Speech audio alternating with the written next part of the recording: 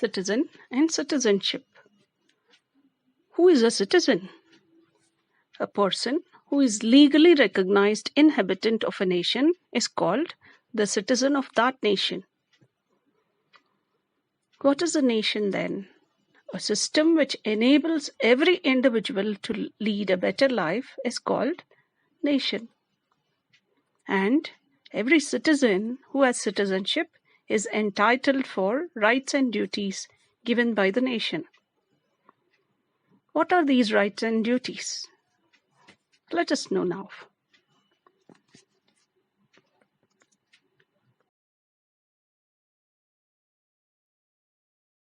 How do we know this rights and duties?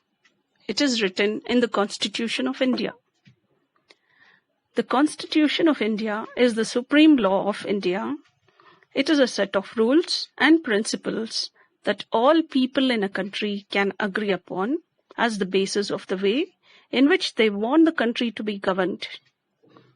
And who framed this Constitution of India? It is none other than Dr. B.R. Ambedkar. He is called the father of the Indian Constitution. The Constituent Assembly set up 13 committees for framing the Constitution. On the basis of the reports of these committees, a draft of the Constitution was prepared by a 7-member drafting committee under the chairmanship of Dr. B.R. Ambedkar. The final draft of the Indian Constitution, which is the longest in the world, was adopted on 26 November 1949. It was legally enforced on 26 January 1950, the day that we celebrate as Republic Day ever since.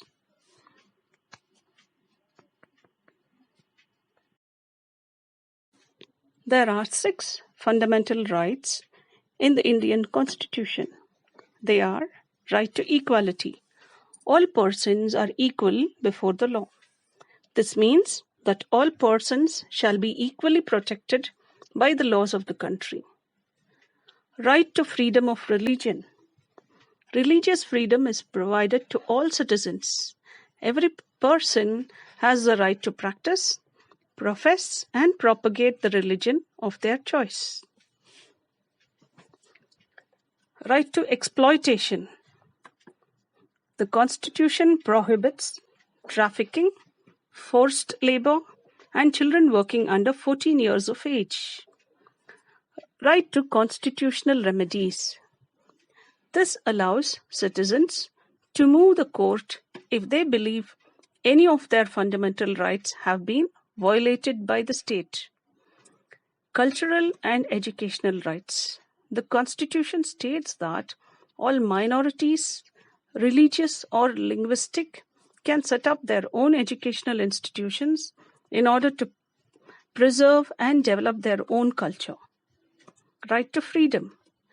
The right to freedom of speech and expression. The right to form associations. The right to move freely and reside in any part of the country. And the right to practice any profession, occupation, and business.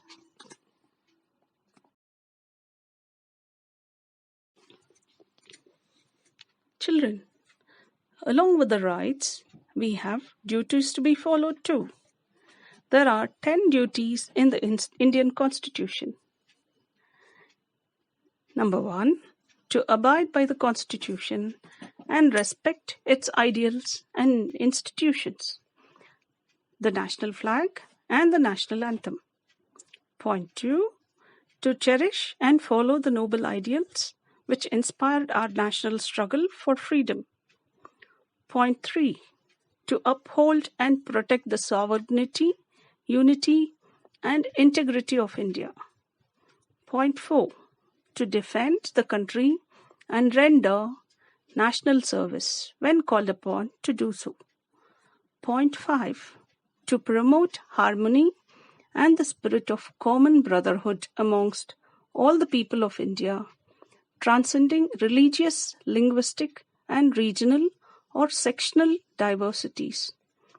To renounce practices derogatory to the dignity of women.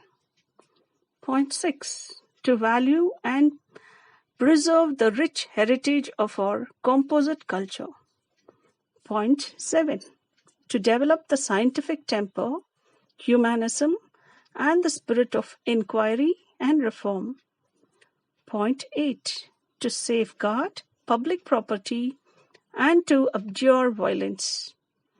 Point 9. To strive towards excellence in all spheres of individual and collective activity so that the nation constantly rises to higher levels of endeavor and achievement. Point 10.